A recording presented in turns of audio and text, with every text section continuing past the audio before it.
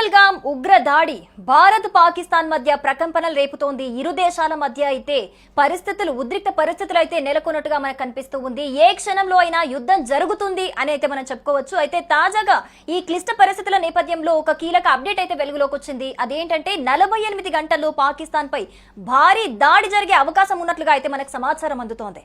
భారత్ కు మద్దతుగా రంగంలోకి ఇజ్రాయెల్ నుంచి మొసాద్ టీం దిగినట్లుగా తెలుస్తోంది. ఈ మొసాద్ టీం అత్యాధునిక టెక్నాలజీ సాయం అందిస్తోంది భారత్ కు.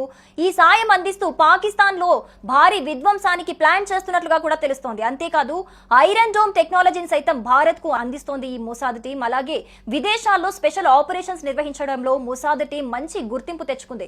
సో ఇంత strong team Mossad team Israel నుంచి భారత్ కి ఈ యుద్ధంలో ఏదైతే పాకిస్తాన్ ఇండియా మధ్య జరగబోతున్న ఈ యుద్ధ నేపథ్యంలో మొసాద్ టీం ఇజ్రాయెల్ నుంచి భారత్ కి సపోర్ట్ చేస్తున్నట్టుగా కూడా తెలుస్తోంది. అలాగే మరోవైపు ఇండియన్ ఆర్మీ కూడా ఎక్స్ లో ఒక సంచలన పోస్ట్ అయితే చేసింది.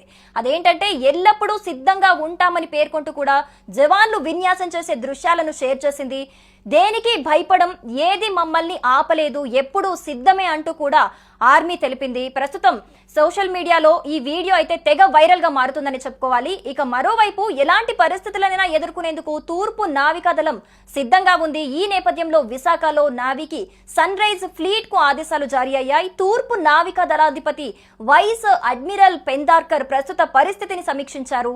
సముద్ర మార్గంలో పెరుగుతున్న ఉద్రిక్తతలను దృష్టిలో పెట్టుకుని అప్రమత్తంగా ఉండాలని అయితే ఆయన సూచించినట్లుగా అయితే తెలుస్తోంది. ఇక అంతేకాదు ప్రస్తుత అత్యవసర పరిస్థితి నెలకొన్న ఈ నేపథ్యంలో యుద్ధ నౌకలు సబ్మెరైన్లలో పనిచేస్తున్న సిబ్బందికి ఏ సెలవు దినాలు కూడా లేవు, రద్దు చేసినట్లుగా అయితే మనకి తెలుస్తోంది. మరోవైపు సముద్ర తీర ప్రాంతాల్లో భద్రతా బలగాల కదలికలపై తూర్పు నావికా దళాధిపతి స్పెషల్ ఫోకస్ కూడా పెట్టారు.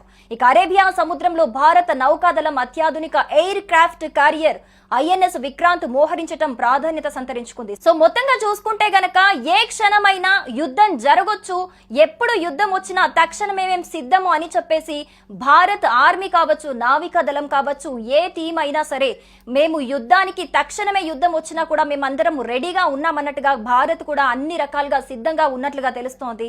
సో మొత్తంగా చూసుకుంటే గనక పాకిస్తాన్ భారత్ మధ్య యుద్ధ వాతావరణం అయితే నెలకొన్నట్టుగా మనకి తెలుస్తోంది. ఏ క్షణంలో అయినా ఏమైనా జరగొచ్చు అన్నట్టుగా తెలుస్తోంది. పహల్గామ్ ఉగ్ర దాడి నేపథ్యంలో పాకిస్తాన్ పై భారత్ పగ తీర్చుకుంటుందా, చనిపోయిన వాళ్ళకి ఆత్మశాంతి కలుగుతుందా లేదా